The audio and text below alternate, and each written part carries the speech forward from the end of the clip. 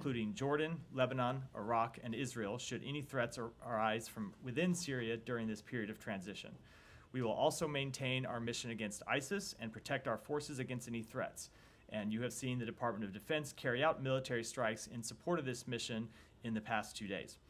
We will not allow ISIS to use this moment to regroup and relaunch terrorist attacks that threaten the interests of the United States. And with that, Matt. Okay, well, it only took 12 years, but I guess Assad's days finally were numbered, actually, right? 4,430 days since the Obama administration first trotted out that phrase. I will take your math for it. I'm a spokesman for the Biden administration. Yeah, fair enough. So, in terms of what Roger Carsons is doing in Beirut, what exactly is he doing?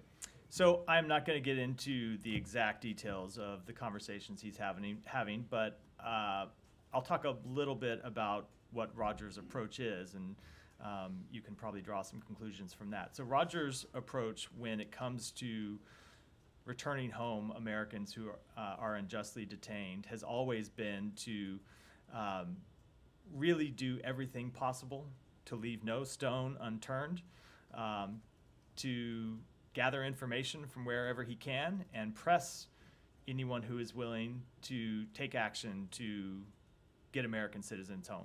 And he is in Beirut to talk with people in the region, to talk with parties in the region, to collect information, and to try to find out where Austin Tice is and get him home as soon as possible. The president has emphasized that as a priority. Secretary Blinken has emphasized it as a priority, and Roger is there to carry out that important work. Okay, and where are Undersecretary Bass and Assistant Secretary and Barbara? They are in Amman today. They were in Doha meeting with partners over the weekend, and today are in Amman. Okay. Sorry. Now, there's been a lot of speculation now that HTS was at the vanguard of this group that there should be or maybe could be some kind of consideration of removing them from the FTO list, and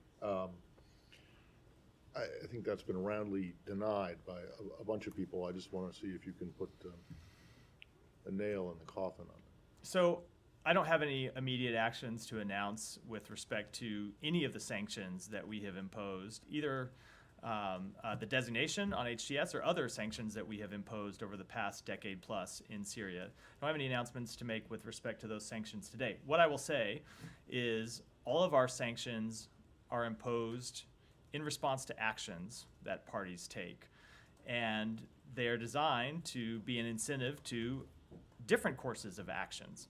And that is true for organizations, it is true for countries, and so we always want to see groups that we have sanctioned take a different path moving forward. That is true here. As you heard the president say, we have heard some hopeful statements out of HTS. We have heard them saying the right things about inclusion and a political process forward, but ultimately we're going to judge them by their actions, and our policy response will be determined by the actions they take. Okay, so there is no review, quote unquote, specifically to HDS as we're underway right now as it relates to what happened over the weekend? There is no specific review related to what happened over the weekend. That said, we are always reviewing our sanctions posture with entities based on their actions. So when entities take different actions, of course there can be a change in our sanctions posture, but we have nothing new to announce today. I guess a few follow-ups on that, but actually, could I ask you first about some of the other countries involved there? Russia, of course, is said to have given asylum to the Assad family. But the status of Russian military bases in Syria.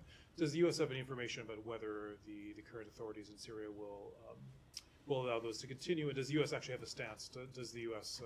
comfortable with those remaining there? We don't have any information about the status of those bases and what the incoming Syrian regime may or may not do with respect to them. What I would say is that certainly Russia has a lot to answer for when it comes to the Syrian people.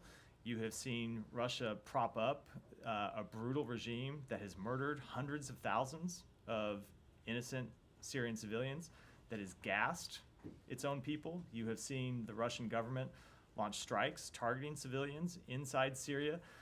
And now, most recently, you see Russia giving safe haven to the brutal tyrant responsible for those attacks. So they certainly have a lot to answer for with individuals across Syria about their history of supporting Assad and their own pattern of behavior inside Russia. And it would not surprise me at all if people in Syria are asking those questions when it comes to the Russian facilities that remain inside Syria. Now, with respect to the United States position on those facilities, it is ultimately a decision for the Syrian people to make, not for the people of the United States.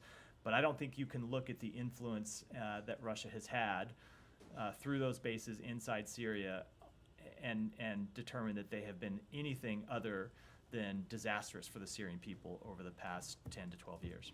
Okay, so I mean, I realize you obviously it's tough for the U.S. to say that they're not there, but it's just that they're disastrous for the Syrian people. I mean, would you be looking, is that one of the, as you said, you're judging them by actions, the new authorities?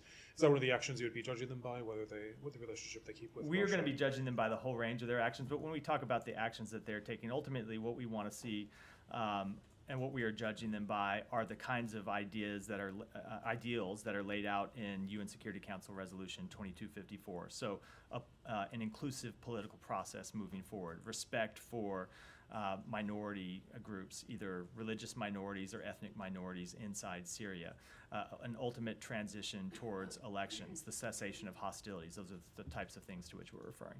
Can I just ask about another neighbor, Israel? Israel has said that, you know, since the first time since the aftermath of the Yom Kippur War has openly gone across the Golan Heights and said it's creating what it calls a temporary buffer zone. How do you feel about this? I mean, the UN has said that's a violation.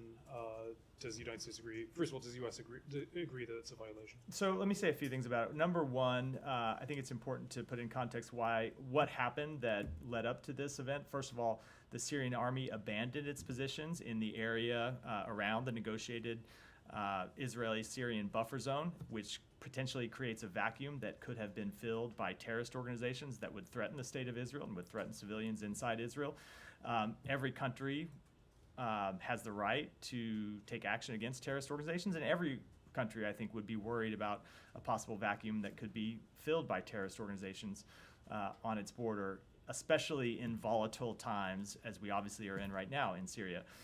The second thing that is important is that Israel has said that these actions are temporary to defend its borders. These are not permanent actions. And so ultimately, what we want to see is lasting stability between Israel and Israel and Syria. And that means we support all sides upholding the 1974 disengagement agreement. Do you feel that they're holding up that disengagement agreement? Well, look, this is a temporary action that they have taken in response to actions by the Syrian military to withdraw from that area. Now, what we want to see ultimately is that agreement fully upheld, and we will watch to see that Israel does that. They have said that this is a temporary action, and we're going to be watching what steps they take in the coming weeks. You're saying watching what steps they'll take. I mean, do you want them to take Of those course, steps? we will be engaging with them as well. But ultimately, it's important that there is security along that border. Right now, there was potentially a vacuum created by the withdrawal of Syrian forces. We don't want to see a vacuum there either that could be filled by terrorist organizations. That's not good for, not just for Israel's security, it wouldn't be helpful potentially to the people of Syria. If you see a terrorist group move into the area that was vacated by Syrian forces and could lead to an outbreak of hostilities across that border, something that we don't want to see either. I mean, just to make sure I'm understanding correctly, you're saying basically that the U.S. wants this Israeli move to be temporary, that you don't want a permanent. So look, as I said, we want to see the 1974 disengagement agreement upheld, and that includes the terms of the buffer zones, which includes Israel withdrawing to its previous position. Just on that quickly, did Israel give you a heads up before doing that? We have been consulting with them about the situation. I'm not going to speak to the contents of those private diplomatic Right. conversations. Did they describe what temporary would look like? Is it 6 months, 1 year, I'm or just not 30 gonna, years? I'm not going to get into those diplomatic conversations. Okay. Going back to U.S. engagement with some of these Syrian rebel groups, yesterday a senior administration official talking to reporters, said U.S. is in touch with some of them. Can you explain which ones? And given that HTS is designated and there's a bounty on Jolani's head, is that a 100% impediment for you guys to even indirectly engage with them, or not really? So as a legal matter, no, it is not. We do have the ability to engage with organizations that have been designated. You might remember that the previous administration engaged with the Taliban while it was a designated terrorist organization and struck an agreement to withdraw from Afghanistan with the Taliban while the Taliban was a designated terrorist organization. So we do have the ability, when it is in our interest legally, to communicate with a designated terrorist organization. There are things you can't do under the law, but talking with people is not one of them. When it comes to engagement with groups on the ground in Syria, so we have a number of ways of communicating, sometimes directly with various groups, sometimes with intermediaries, either inside Syria or outside Syria. We have been engaging in those conversations over the past few days. The Secretary himself has been engaged in conversations with countries that have influence inside Syria, and will continue to do that, but I'm not going to get into the details of those conversations. I will say that there are a couple of key points that we are emphasizing in all of those conversations. One is that we want to see de-escalation moving forward. We don't want to see any organization take advantage of this situation to try and improve their own position, to try and prove their own standing inside Syria. We want to see ultimately a political reconciliation and a political path forward that answers the interests of the Syrian people, not the narrow interests of any one of the various organizations that are active militarily inside Syria. Right. Is the U.S. government trying to engage with Jolani himself? I'm going to make it a rule while we are in this period of somewhat uncertainty, to not try to read out all the conversations that we have one by one with various actors inside Syria. But I can tell you that we believe we have the ability to communicate one way or the other, directly or indirectly, with all the relevant parties, and we will make clear the interests that I just outlined, both in the top of my remarks and in response to your previous question. We will be making clear that those are the interests of the United States and what we believe are the interests of the Syrian people that we want to see upheld. And one final broad thing. Over the last 4 years, we didn't hear a whole lot about Syria from this podium or in the briefings. This was clearly an issue that was on the back burner. I'm sure you're going to disagree with the premise of this question, but that is simply a fact based on observation and our experiences here. Do you feel that that's undercutting your efforts right now? How much of an influence do you think you have in the waning days of this administration? Well, first of all, let me say most of what I talk about from this podium is not my choice; it's yours. Except for my various opening remarks. I get up here. Hold on, let me just say. Our questions are based on U.S. foreign policy priorities. Let me. I didn't interrupt the question. Please let me finish the answer. I get up here and I respond to the questions from the reporters in this room, and I don't think it's fair to judge my lack of responding to the lack of questions about Syria as a indication of the work that has been going on inside the department and inside the administration. I will tell you that, of course, you will see a lot of the public work around matters that become new flashpoints, matters that require serious political engagement from the senior leaders of this department. But the Syria policy that was developed during the latter stages of the Obama administration, to go back to the point that Matt started this briefing with, that is largely carried through to this day. Ultimately, I would say has led to the situation we're in today.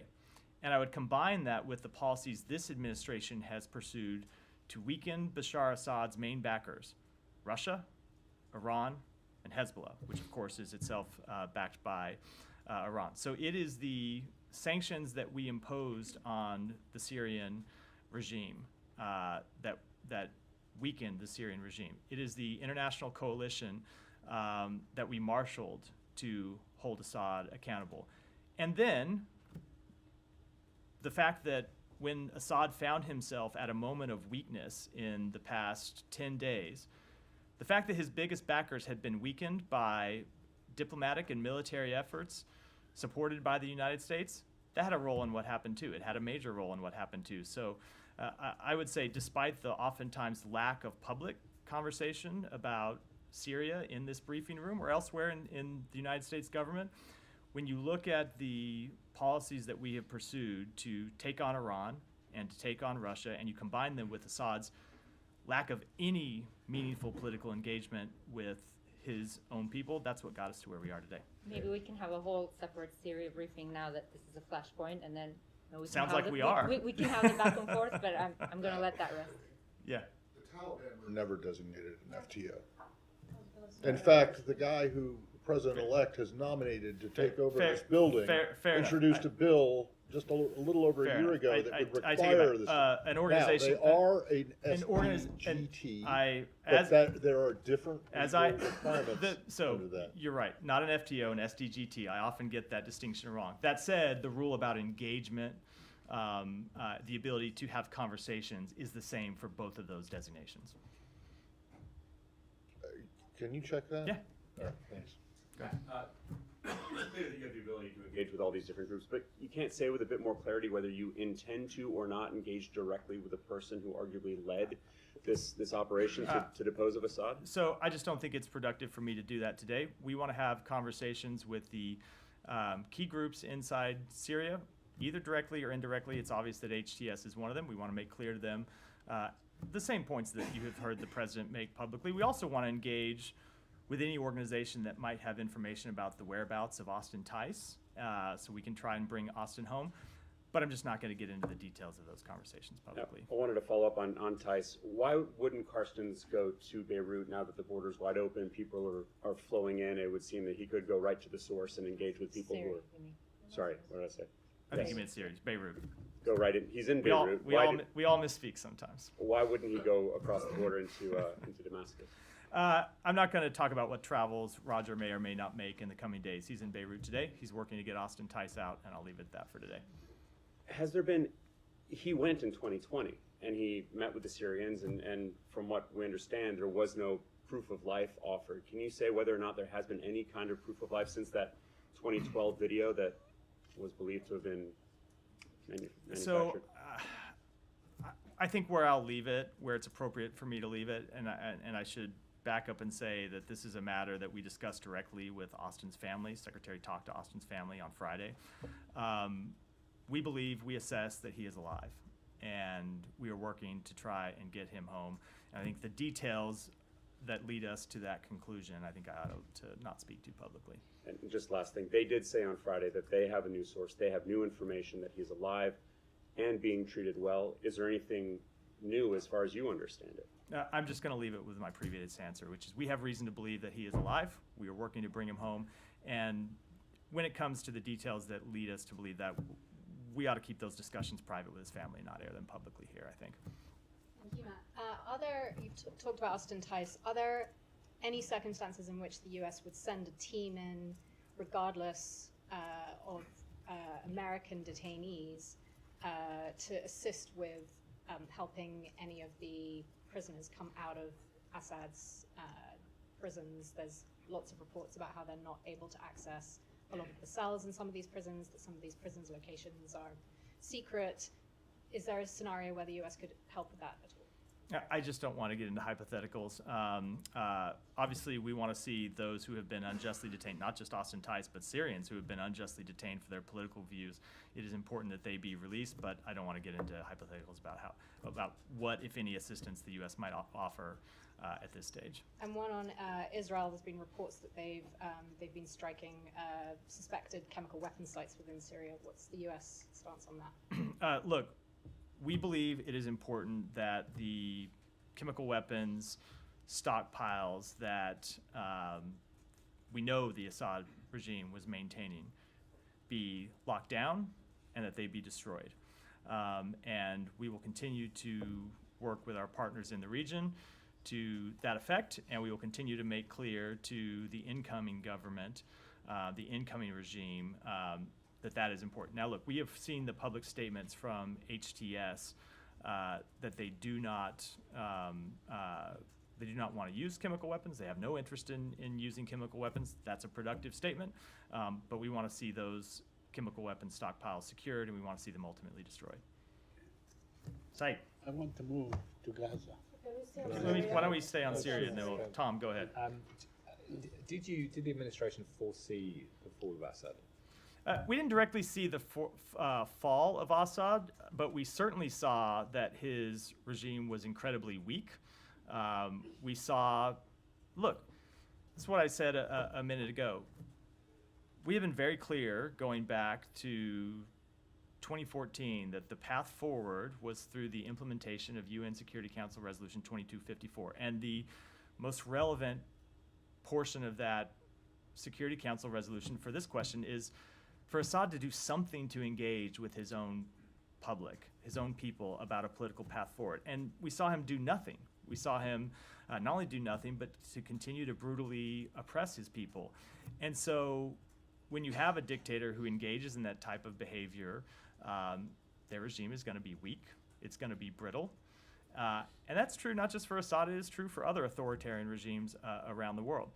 And so you take that and you combine it with the weakening of Russia's military capabilities and the weakening of Iran's military capabilities and Hezbollah's military capabilities, ultimately, which we played a part in, that gets you to where we are today. But now, it's not to say we foresaw the launch of an offensive 10 or so days ago, but we certainly saw how weak the Assad regime was. And I will note, it was about a year ago or a year or so ago that we had a conversation in here about other countries in the region readmitting Syria to the Arab League. And what you heard me say at the time is the position of the United States is Assad has done none of the things that the international community collectively asked him to do. And every country has to make their own decisions about how to respond to that refusal on his part. But we, the United States, decided that we were not ready to restore relations with him as usual. We were not ready to lift the sanctions on him. We were not ready to lift the pressure on him because we had seen him take none of those steps. And I think it's the combination of his refusal to engage with his own public and the pressure that we and other countries around the world put on him that ultimately got us to where we are today. I mean, I asked the question. Sorry for the long-winded No, answer to the question. but I asked the question because there has been, you hint to it there, a lot of the U.S. administration in the last 24 hours who are taking the credit for its foreign policy decisions that, in part, created the conditions for this to happen in terms of the weakening of Hezbollah, Iran, and Russia.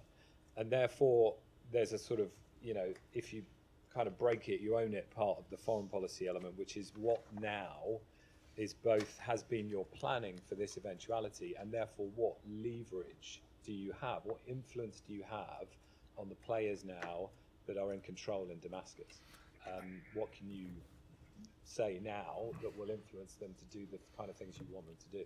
So I don't want to totally reject the premise of the question, Tom, because I do respect the question, but I do think that at a time like this, that really is the wrong way to look at the question. It is not a question of what leverage or influence the United States has, because ultimately, this is a process that needs to be led by Syrians, not by the United States, not by any other country in the region. And so what we can do is make clear that we will support the Syrian people on this path towards a better future. We're going to protect our own interests while we do that. We're going to make sure that ISIS doesn't reemerge.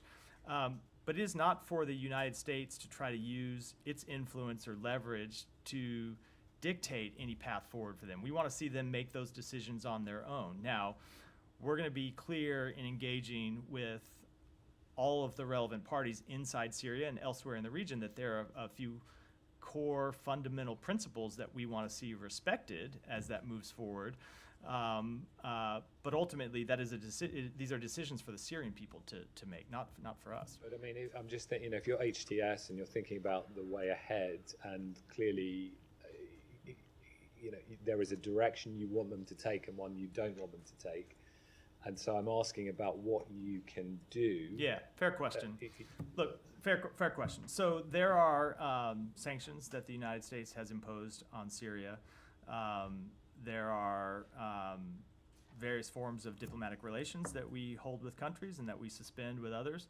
All of those things are the tools that the United States has in its toolbox when it comes to responding to this situation. And so when I say that we will judge HTS by their actions and we will respond through our own policies, that is the kind of thing that I am talking about when I make that sort of statement, when the Secretary and the President make those sort of statements. And just finally on that point, then, I mean, for Syrian people who've endured it's just utter brutality and under Assad and then the ravages of this civil war for many years now, and when they, I asked the question about what trust they should have in the US when it comes to this, because the moderate opposition groups, that they desperately wanted more US support for years. There was this, funding program that was pulled. There was the chemical weapons being used by Assad, and people wanted to see American planes in the sky at some point during that. They didn't see them. They wanted air defenses against Russia's bombardment of Aleppo and hospitals and homes in parts of Syria. And there are people who feel abandoned. I feel the US didn't come to their aid at that point. So what can you say now to sort of Let me say gain their trust? that first of all, we stand with the Syrian people, and we have always stood with the Syrian people and stood against the brutal tyranny of Bashar Assad. Now, we have to make difficult decisions when it comes to direct military intervention, because we know that oftentimes the consequences of direct U.S. military intervention, either in the short term or the long term, outweigh the benefits that intervention can provide. And so those are the kinds of difficult decisions that we have to make. I know I stand in this briefing room all the time and am asked very hard questions about the result of the U.S. supplying weapons to parties in the Middle East. So they are difficult decisions that we have to make. But I will say, we have always stood by the Syrian people, and we have taken actions to hold Assad accountable and to put pressure on the regime. And it is those actions in combination with some of the other factors I've gone through today that ultimately led to the events of the past 48, 72 hours. Yeah, Nadia. Thank you. I have a follow-up and a couple of questions. Is this a time frame that you want to give Hayat Tahrir Sham to assess their behavior? Because today there was a meeting between Ahmed al-Shara, which is Julani, formerly known as Julani, with the former prime minister of the regime. They're securing the central bank, they're doing certain things for the people of Syria. Because if we're talking about weeks or months, that will take us to the next administration. So it will be really under this administration to assist them, to take them out, or to keep them on the list. So I can't give you a time frame today. I do think we all ought to take a beat and just recognize that we are not even 48 hours now since the Assad regime fell. So we are in the very early days of seeing what's going to happen next and seeing what actions are taken by HTS and other parties inside Syria. So we're going to make ongoing assessments based on their actions, and we will respond based on those actions, but I can't give you any kind of timetable for how that will unfold going forward. Okay, the president said yesterday that the Assad regime, or Assad himself, should be held accountable.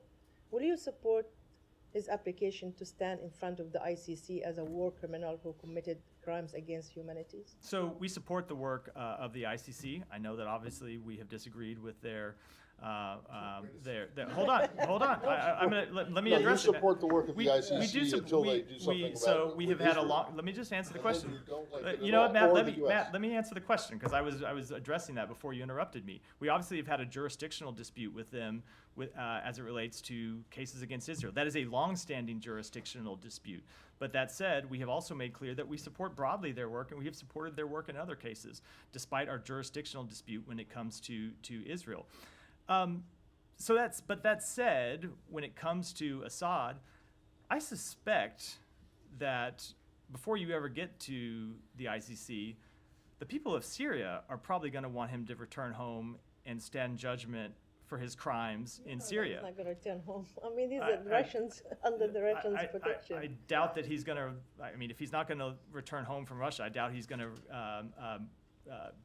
transfer himself to The Hague, leaving Russian protection But either. there would be a case against My him. point being, should he ever decide he's willing to face accountability, or should the Russians decide that they don't want to continue to harbor a war criminal, there may be a whole range of people in line to hold him accountable for his actions. Okay, I'm going to ask you about the Caesar Act, but do you think that the U.S. is undermining the trust of the international community in organizations like the ICC and ICJ by making an exception for Israel when trying to convince us that Assad and the like of Assad should be brought in front of the So international again, body? I think it takes too narrow a view of the ways in which he could be held accountable for his crimes by just focusing on the ICC. Because I do suspect that whatever comes out of the wake of the past 48 hours, you will see a demand by the Syrian people that he return to Syria and face justice for his crimes, and that would be the court of first jurisdiction before you even get to the ICC. Okay, So I think that's true. But when it comes to the overall question, I know we have a disagreement with other countries around the world, but this has been a long-standing, good faith disagreement about where the ICC has jurisdiction and where it does not, based on the fact that there is no recognized Palestinian state. Okay, but that was the norm because this is what happened with Rwanda. This is what happened with ex-Yugoslavia, etc. Final question: the Caesar Act sanctions is going to expire on December 20th, I believe. Do you think that this should be expired now that the regime is no longer there? I don't have any announcements on that act today. We're going to continue to watch what happens and make our decisions moving forward based on it. Syria? Yes. Yeah, go ahead. Follow up. Yeah. Yeah, Hi, can sorry. you talk about the U.S. alliance with Kurdish forces in Syria, and how does the U.S. support for SDF look like after the fall of Assad regime? There has been no change in our posture with respect to support for the SDF. They continue to be a vital partner in the fight against ISIS, and they will continue to be so. How about the U.S. Military troops deployment in Syria? Is that fair to say there's no change? So there has been no change with respect to anything forward-looking. I'll defer to my colleagues at the Pentagon for that question. I'm not asking you to get to give a prediction or not, but has anyone checked in on the status of the embassy? Are the checks Oh, yeah. still your protecting power? So- it's been a long time since we talked about So this. The checks still there? a couple things with respect to that question. The Czechs are, or maybe were still our protecting power, but the Czechs have left their embassy in Damascus. There you go, so there's- protecting power so- for the protecting power. Yeah, that is beyond my grasp, unfortunately. That said, we have taken steps to secure our embassy, and we believe that our embassy, which of course we're not staffing at the time, but that our embassy is still secure. Well, what steps? I don't think I should. It's a security matter, so I don't think I should get into it from here. But obviously, Are there U.S. there are no U.S. personnel. There are no U.S. forces there. But we are at times able to engage with local parties to maintain the security of our embassy, make sure that it is not breached, and we have taken those steps. Thanks. Michelle. On Syria, on Manbij, how do you view the fights between SDF and SNA, and are you coordinating between the SDF and Turkey to escort SDF militants from Manbij? So our stance on this with all of the relevant parties has been clear that we don't want to see an escalation. We don't want to see anyone take advantage of this period of instability to try and further their own position inside Syria. We are making that clear to all of the concerned parties in the region. When you look at the important work that the SDF does to prosecute the fight against ISIS, to secure prisons where ISIS fighters are held, we don't want to see them distracted from that important duty in any way possible. So we'll continue to make that clear to the relevant parties in the region. But the SDF militants are besieged in Manbij. Are you working on this to escort them, to take them out, or? I don't have anything to announce from here beyond what I just said about the But situation. another one too. Were the HTS able to control whole Syria in 7 days without any international support in your view, and who was or who supported them? Well, the United States wasn't supporting them, and I think I'll let other countries speak for themselves. And finally, on Iran, to what extent are you concerned that Iran, after losing Hamas, Hezbollah, and Syria, will move forward to get the nuclear bomb? So look, that is obviously an issue that we have been concerned about for some time, and something that we have been watching for some time, and something that we coordinate with our allies and partners. And without making an assessment, I will just repeat what we have always made clear, which is that President Biden will not allow Iran to obtain a nuclear weapon, period, full stop. Thank you. Yeah. But on Russia angle of this topic, legality of granting political asylum to al-Assad, is it legal? Does he have a case here, do you think? And if when it comes to holding al-Assad accountable, if Russia refuses to hand him over, does it make Russia complicit? So I think Russia is already complicit in Assad's crimes against the Syrian people. I don't think you need any further actions by Russia to prove their complicity. And then with respect to the question of international law, I'm just not qualified to opine on that. Back to Tom's question, he mentioned that you guys are taking credit for your foreign policy decisions on this. Ukraine angle, both President and Secretary mentioned that Ukraine fighting back from Russia, weakened Russia, and that did actually contribute to this victory. Does that further signify support for Ukraine in months, days, years ahead? So I can't speak for years ahead. Obviously, I'm the spokesperson for an administration that will be in office for a little over 1 month. I can tell you that as long as President Biden is in office, we will continue to support Ukraine. And I would point to the broad support for Ukraine in the United States Congress and among the American public. But of course, I can't speak to decisions that the next administration will make. Saeed, finally. I move on to Gaza. But first, the rest of them might get angry again, but it's fine with me. Yeah, I want to ask you very quickly on Syria regarding Giuliani. Is the bounty on his head still operative?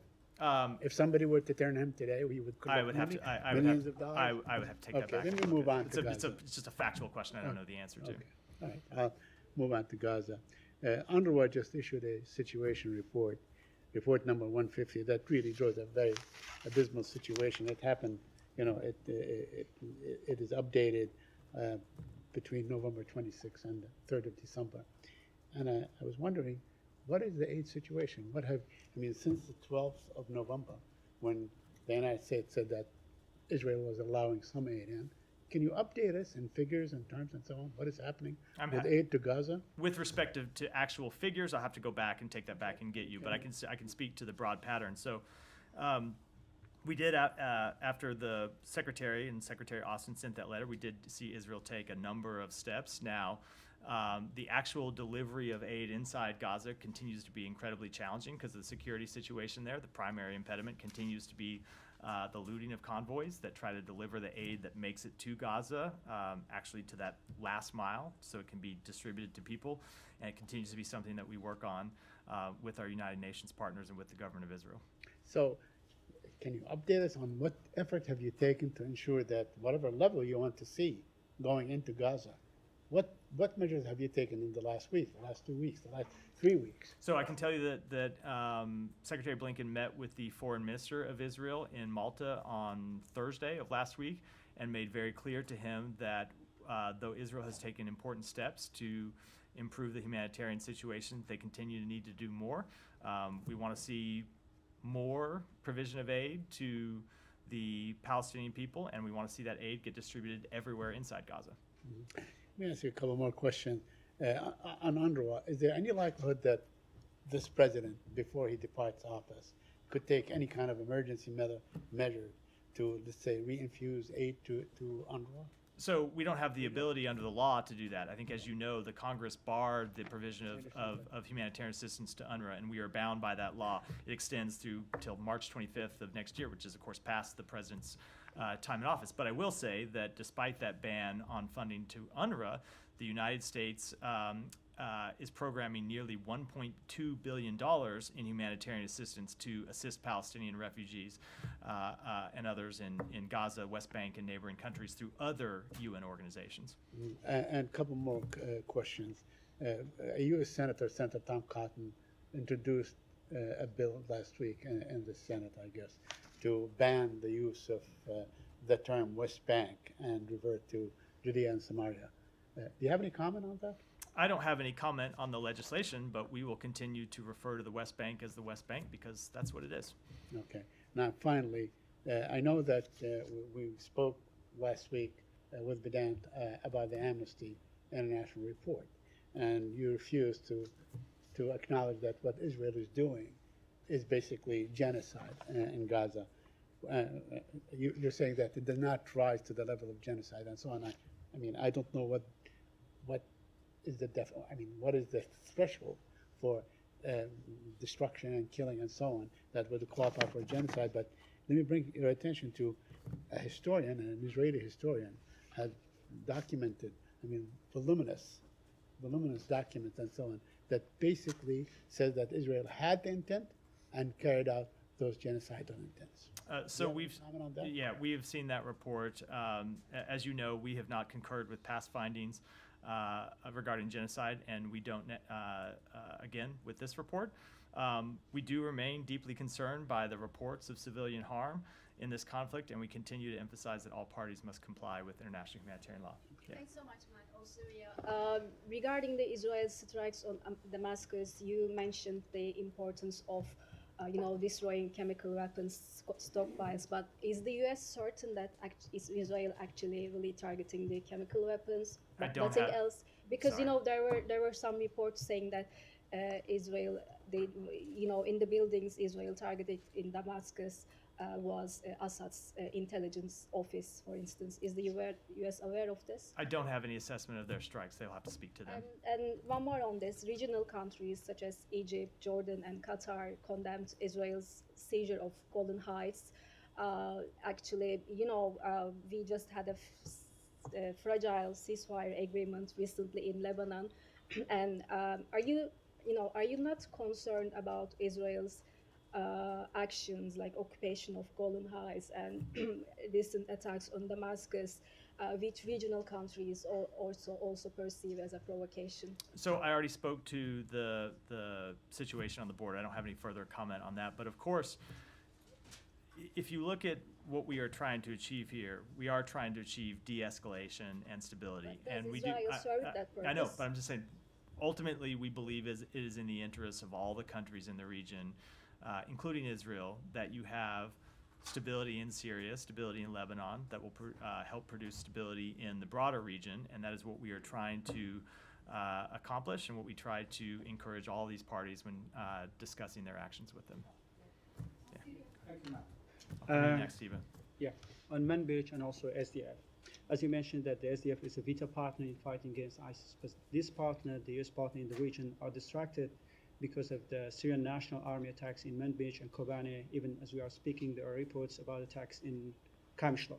So have you tried to reach Turkey as they are backing these groups to stop these attacks on SDF in the region? We have discussed this with Turkey and with a number of other countries in the region, and we have made clear what you heard me say in response to a previous question, which is that we want to see de-escalation. We don't want to see any party try and take advantage of the situation. And there are a number of U.S. senators, including Senator Chris Van Hollen and also Senator Lindsey Graham. They said that the U.S. should not guard down, and also they should not guard down. They should not rest, and they should support the Kurds in fighting against ISIS and also protect them from the attacks from other groups. So, are you calling stop these attacks from Syrian National Army? As I just said, we want to see a de-escalation across the board. Hiba, go ahead. You gotta sit closer. I've never seen you so far back, Hiba. Couldn't find you back there.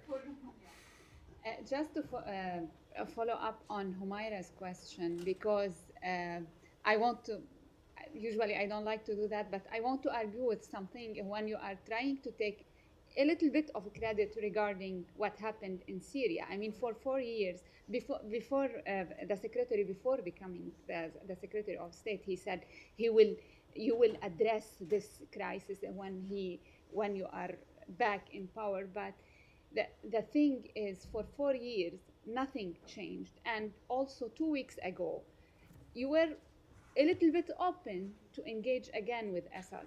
we know that there was negotiations. Some regional partners reached out to you to maybe ease the sanctions. Nothing led to that, but when you say that your policies led to this moment, is it accurate, Matt? First of all, it a little bit puts words in my mouth to say that's what I claimed. I said our policies in combination with decisions by Assad himself not to engage in the political process that was outlined in United Nations Security Council Resolution 2254. That's the primary driver of all of this, is the dissatisfaction of the Syrian public, which is driven by Assad's actions. But that said, absolutely the international pressure that the United States put on Assad, and critically the weakening of his biggest backers, which we were the primary, in many cases, force behind, also had an impact. So yes, of course it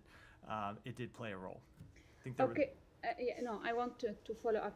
I felt like I forgot part of the question, but maybe not. No. Maybe I answered it all. The second question is, yesterday in a briefing, a senior U.S.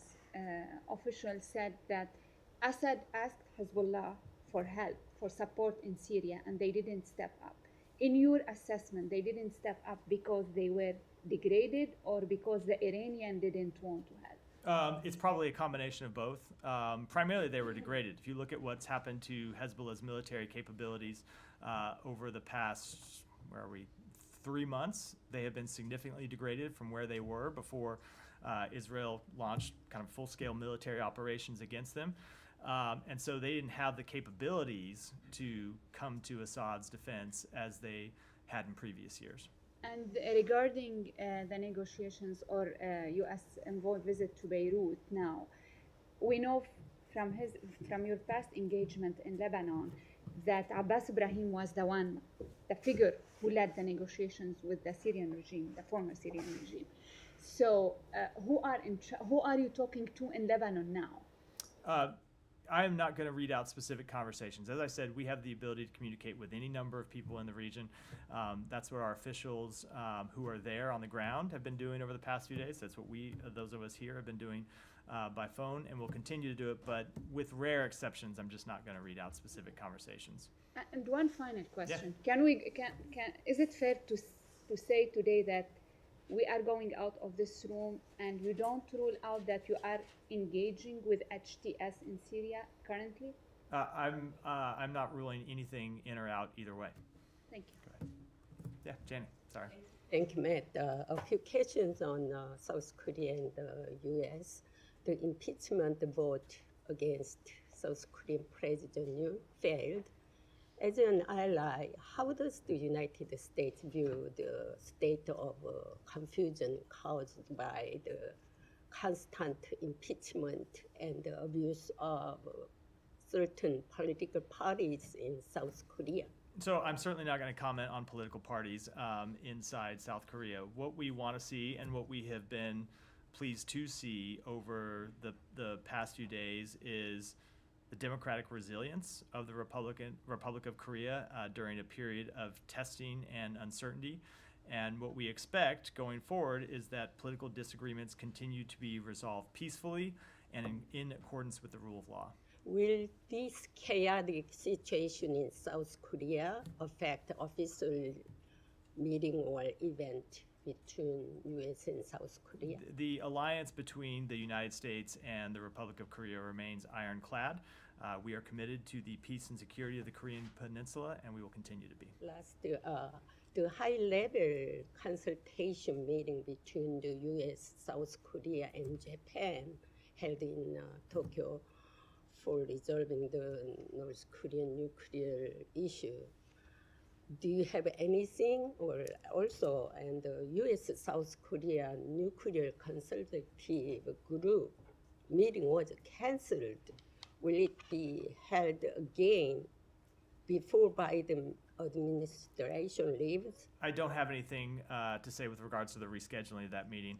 I can tell you that when it comes to the trilateral meetings between our three countries, something that we thought was important to establish, Assistant Secretary Critton Brink is in Tokyo now, either is in there now or will be there tomorrow, to hold meetings with his counterparts from the Republic of Korea and Japan. we believe the strengthening of that trilateral alliance has been an important engagement under this administration, and we will continue to pursue it during our final days in office. Thank you. Thanks, Matt. So just overall, what is the current U.S. view of HTS? Is Syria now a terrorist state? HTS continues to be a designated terrorist organization by the United States, but as the president said, we're going to judge them by their actions moving forward. But is Syria a terrorist state now? Syria is very much a state in a period of transition right now, and I think it would behoove all of us not to be hasty in pronouncing judgments during an unstable time. And do we have any updates on the undersea cables that were cut? I do not. And then has the administration urged the Ukrainian government to expand its military draft pool? So we have had conversations with the government of Ukraine about the security situation it faces in the east. You heard the secretary speak to this somewhat when we were in Brussels last week. Ultimately, the decisions about the composition of its military force, those are decisions that the Ukrainians have to make for themselves. What we have made clear is that if they produce additional forces to join the fight, we and our allies will be ready to equip those forces and train those forces to enter battle. Thank you. The question on Korea in the back. Oh, yeah. Go ahead. So U.S. has continuously expressed support and solidarity with Korean people, not specifically the RK government. So do you have any message for the Korean public who, despite impeachment votes being blocked by boycott of ruling party, are keep calling for President Yoon's immediate departure to uphold democracy and rule of law? And in addition to that, who do you regard the counterpart in RK as to President Biden? Because President Yoon, who is remaining in power despite his illegitimate act of declaring martial law, is now under prosecution and travel ban. So first of all, when it comes to our relationship with the Korean people, we stand shoulder to shoulder with the Korean people. And that is, of course, most true in times of testing and uncertainty, as we have seen over the past week. But what we believe is important, and what we have seen over that past week, is the democratic resilience of Korea. Democratic resilience that was hard won over a period of several decades. So we will keep lines of communication open with all relevant parties in the Republic of Korea. The legal process and the political process should play out there consistent with the rule of law. President Yoon is the president of Korea, and the political process in Korea will play out as it should under Korea's laws and Korea's constitution. But we can assume that President Biden will probably not directly engage President Yoon because of the political volatility. I don't have any engagements by the president to announce. I never do that from here anyway. It's a matter for the White House to do. Why don't we go there, and then we'll wrap for today. Matthew, good afternoon. Christians in Syria, other religious minorities there, with HTS now in control, how will their religious freedom be monitored by the U.S.? Well, this goes to exactly what I was speaking of when I said we're going to judge HTS by its actions, as we will judge every group inside Syria by their actions. And one of the foremost things that we want to see protected in Syria are the rights of religious and ethnic minorities. If I may ask another, the head of the Latin Church in Syria, the apostolic vicar there in Aleppo, is calling for the lifting of economic sanctions on Syria, saying, quote, they have devastated ordinary people, end quote. Your reaction? So I spoke to sanctions a number of times over the briefing. I don't have anything new to say on it. And a separate subject, on the solemnity of the Immaculate Conception yesterday, Pope Francis urging for a ceasefire on all war fronts across the globe by Christmas. Does the State Department support that urging? So there are a number of conflicts where we are trying to get a ceasefire, of course, the conflict in Gaza, the conflict of Sudan. But when you look at, say, for example, the war between Russia and Ukraine, that's ultimately a decision for Ukraine to make. I think when you, like if you look at, Ukraine has the right to defend itself. I don't think you're going to see Russia heed the Pope's calls and unilaterally disarm. So as long as Ukraine is under attack, we'll continue to support their right to defend themselves. But of course, speaking broadly, of course we want to see the end to conflict. So we want to see conflicts resolved. That doesn't mean in every case an immediate ceasefire. If it would cause parties to give up their duly held rights, but we do want to see wars resolved. and peace brought to the world. Thanks very much. Thank you.